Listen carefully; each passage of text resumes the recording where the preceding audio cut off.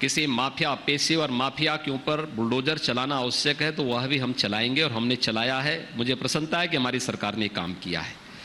इसलिए आवश्यक था क्योंकि यही जनता दबी थी, यही जनता की आवाज़ इन माफियाओं के सामने दबाया जाता था।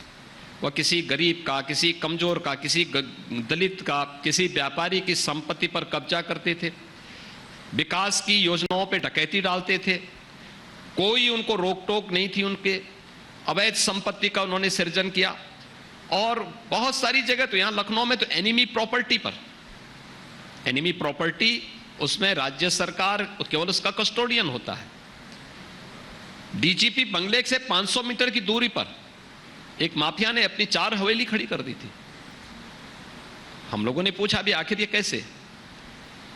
2011 से लेकर 2016 के बीच में सब बने थे, इल्लीगल था। हमने कहा भी अवैध तरीके से बनाया गया है, तो अब जो अवैध है तो उसके लिए तो बुलडोजर ही उसका साथी हो सकता है। तो उसमें बुलडोजर चले हैं। जहां पर सार्वजनिक संपत्ति किसी व्यक्ति की संपत्ति नहीं होती, वो मेरी संपत्ति व्यक्तिगत नहीं है। आपको मुझसे विद्वेष हो सकता है, लेकिन सार्वजनिक संपत्ति को क्यों हम नुकसान पहुंचा रहे हैं? आपको मेरे खिलाफ चुनाव लड़ना, मेरे खिलाफ लड़िए, मेरे खिलाफ बोलना, मेरे खिलाफ बोलिए।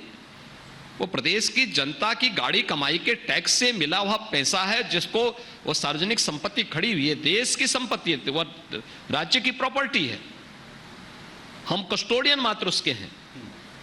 लेकिन मेरा यह दायित्व बनता है कि उसकी संपत्ति, उस संपत्ति की रक्षा हम करें।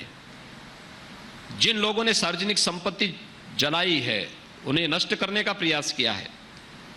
ये प्रवृत्ति थी पहले 2017 के पहले, उन संपत्तियों को नष्ट करने वाले लोगों को सम्मानित करती थी राज्य सरकारें। हमने कहा भी नहीं, ये नहीं होना चाहिए। ये सार्वजनिक संपत्ति को नुकसान पहुंचा रहे हैं और इसका इन्हें भुक्तभोगी होना चाहिए।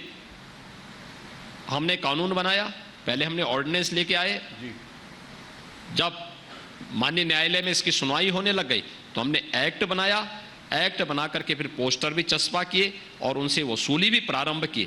आज मैं कह सकता हूं उत्तर प्रदेश के अंदर अगर कानून का राज है तो इसलिए है क्योंकि एक गरीब, एक गांव, एक किसान, एक नौजवान और एक महिला के प्रति सरकार जितनी संवेदनशील है, उतना ही अपराधियों और एंटी सोशल और एंटी नेशनल एलिमेंट के प्रति सरकार उतनी सख्त भी है। ये दोनों जब एक साथ चलेंगे, शास्त्र और शस्त्र दोनों में जब समन्वय होगा तो राज्य की व्यवस्था चलती है। जब दोनों में विसंगति होगी तो असंतुलन कहीं का नहीं छोड़ती किसी को। इसलिए असंतुलन राज्य की व्यवस्था में ना आए, इसके लिए हम लोगों ने एक इस प्रकार की कार्रवाई यानी उत्तर प्रदेश में ये भी है कि सावधान रहना पड़ेगा, नहीं तो योगी जी कब किसके कहाँ पोस्टर चिपका देंगे और उसको पूरे देश में ख्याति मिल जाएगी। ख्याति तो नहीं कहते उसको,